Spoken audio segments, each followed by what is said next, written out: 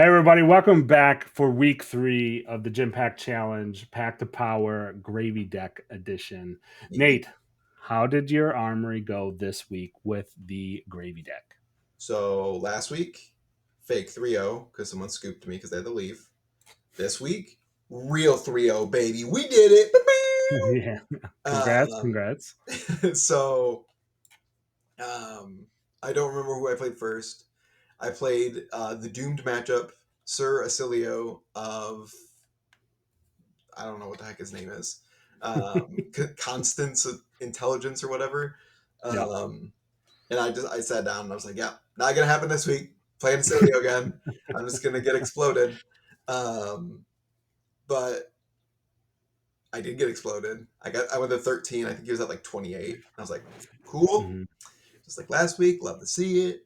And then he did like the Acilio thing where he just draws like complete garbage. And Yep. he attacks with a yellow blast to oblivion and does literally nothing else with his turn. And I was just like, are Wait. we in there? Are we in there? So slowly clawed that back from I have literally no idea how I did not explode and die. But we Yep. didn't. We did it. So then I played my buddy Wes in round 3 um, on Slippy. Got that was a very close game. Hmm. Had him low. I was at like 15 or something, but I was running low on deck, low on threats, and I forgot that Bonds of Attraction was a card. And what its text box says, which basically says, "I don't like your allies. Get them out of my face." And he just banished one of my allies after he's like attack for one. And I was like, "I'm not marked. I only have Why one not? save. You're not flicking this. I don't believe you." And he just goes, "Okay, one hit." And I'm like, "Whatever, banish." And he's like, "Okay, put your swabby in the banish zone." And I go, Oh, "Oh, wait. that's pretty good. That's pretty good." Yeah. Unlucky. Um, So, but then ended up very end of the game. I had one red tipple left, one red swell left, and one swabby left, and I was able to string those together to finally close it out with I think like 3 or 4 cards left in deck. Um, Nice. so it was a good game, but we finally got there. So it was a lot Yeah. of fun. I really love Gravy. Great deck, especially from Hmm. like my initial experience with the deck. Right, like Yeah. um, out of the box, I think probably like if you were the box battle all of them, that's probably I think the lowest powered one. But Yep. um, I think it shows that like because there's been a lot of talk right about Flesh and Blood's expensive. Most people aren't going to callings. Most people aren't traveling across the world to Hmm. go to these events. $160 wins an armory. That's and you can do it, and Yeah. um, it it's an interesting process. So Yeah. Yeah, you faced off against you don't remember your first opponent, but Acilio and Slippy. Slippy had the most wins in that season. So it's not like Slippy is some just like chump hero that someone's playing for fun, right? Like no, he's yeah, a very good hero. You're playing, so is Gravy though, to be fair, right? He's yes. very strong, but you don't have Conqueror of the High Seas in your deck. And you started out from that armory deck, and you'd mentioned $160. So it's $40 for the deck to start. And then you got very lucky with your gym packs and your packs. You pulled a codex early on and some very nice pieces, which got you that $120 upgrade Yep. worth, dead threads and things like that. So yeah, it's like you essentially have just a couple packs into this deck and 3-0. And I think that's really on the channel, we've been very high proponents of these armory decks. And I think that just this is another success story for an armory deck, even though it started out, like you said, quite poorly. Oh Like yeah. out the box, like, man, this guy needs some help.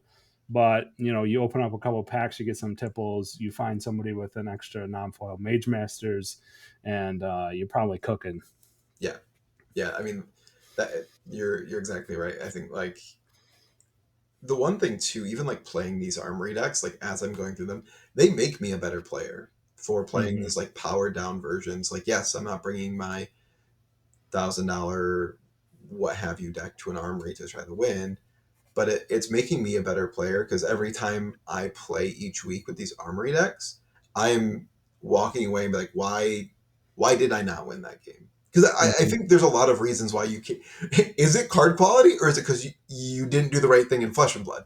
Yeah. When you start with a base armory deck, the reason is generally card quality. Like Yeah. Yeah. Flesh and Blood is Yeah. hard, but card quality is definitely important. So, like taking that away and looking at how do I want to build this deck?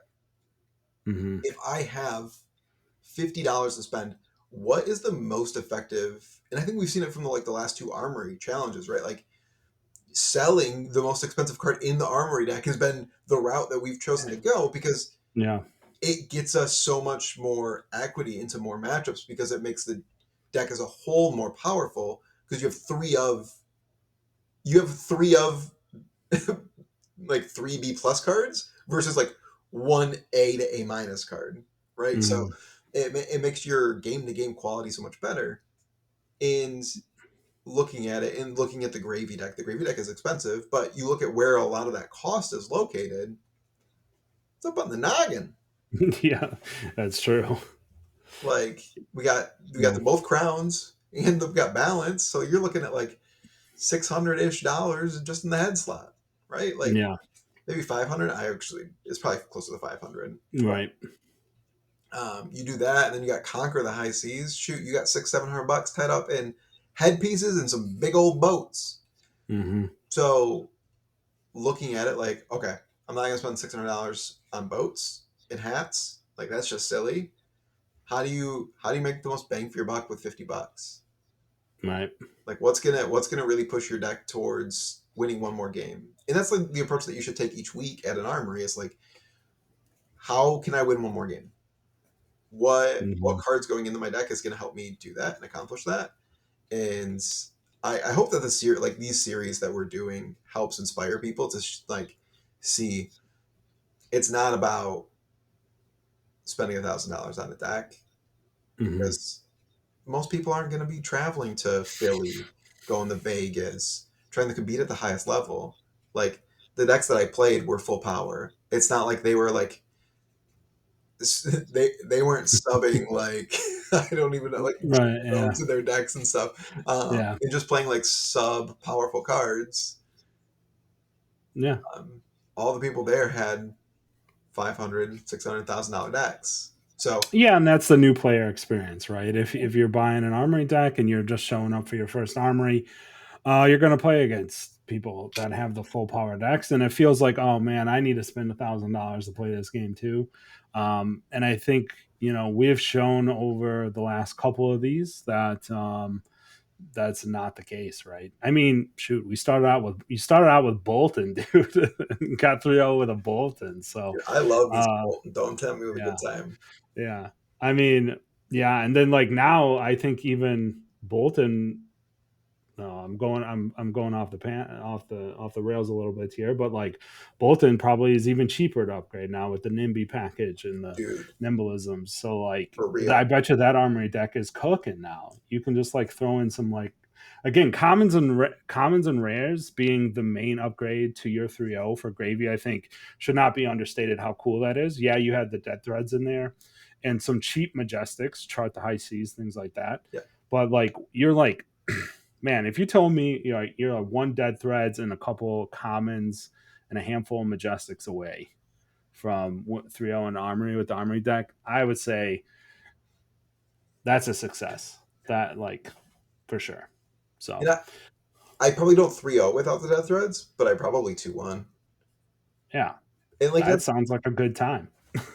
yeah, that's the whole point. So um, yeah, just I I hope it inspires people out there that Flesh and Blood, while there are decks that are expensive, there's a lot of decks that you can build on the cheap that are really competitive. So like challenging people to go out and do it themselves. Because listen, I'm washed.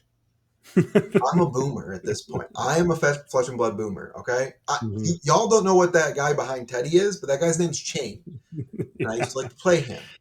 yeah, So I hope it inspires everybody out there. I'm really excited. It's perfect timing because we're going to do it with Ira coming next week, Yep. which I'm actually really excited because I think that deck looks sick. Yeah. So I'm very excited to try to do that. So I hope you guys join us along with that journey in that upgrade path because that one's going to be a sick one for sure. Because that deck might evolve a lot. Yeah, yeah, that deck looks like it's got some fun tools and some things that you can add and swap in Yep. and so on and so forth. So looking forward to it. We'll check you next time. Yeah, like, subscribe, hit the bell so that you can check out the IRA Gym Pack Challenge Yes. and to the Path to 3.0 with Nate and I. So see you next week, guys. Peace. Peace.